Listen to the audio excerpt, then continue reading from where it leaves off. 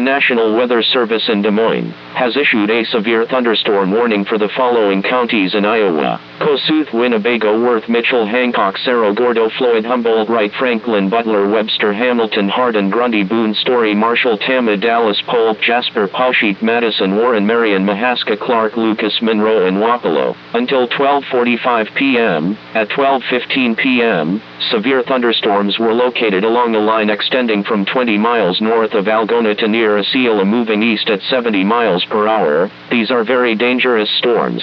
Expected hazards include 100-mile-per-hour wind gusts. Severe weather has been confirmed by trained spotters. You are in a life-threatening situation. Flying debris may be deadly to those caught without shelter. Mobile homes will be heavily damaged or destroyed. Homes and businesses will have substantial roof and window damage. Expect extensive tree damage and power outages.